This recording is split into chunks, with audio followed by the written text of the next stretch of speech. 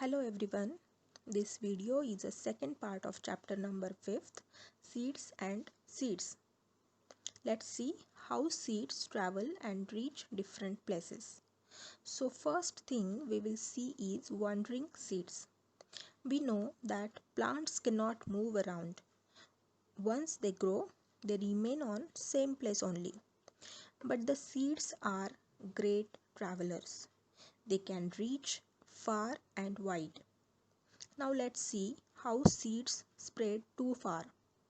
Seeds are spread by birds, animals, air and water. Many animals and birds eat the fruits and throw the seeds.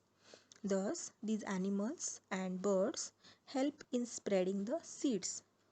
Some seeds have thin hair and are very light in weight. These seeds float on air and travel to other places. Some seeds get stuck to the animal's fur and thus get transported to other places.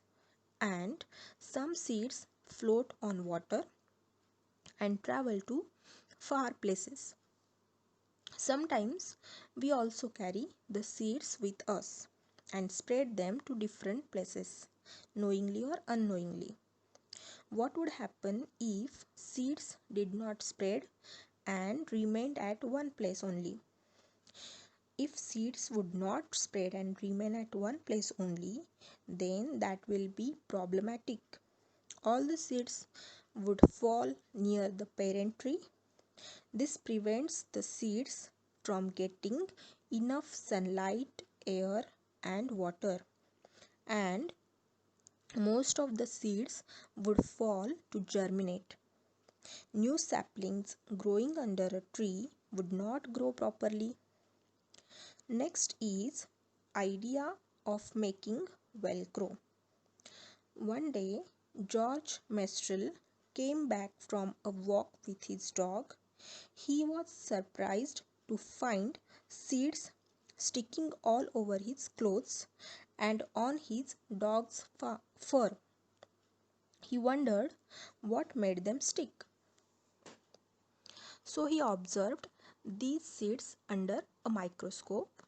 He saw that the seeds had many tiny hooks which got stuck to cloths or fur.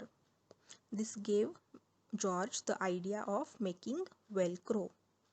He made a material with similar tiny hooks that would stick.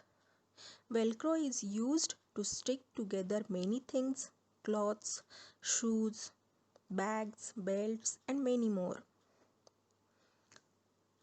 Next topic is who came from where?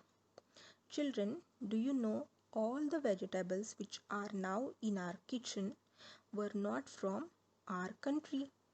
Let's see which vegetable came from which country. So, name of the poem is Did You Know? Did you know this?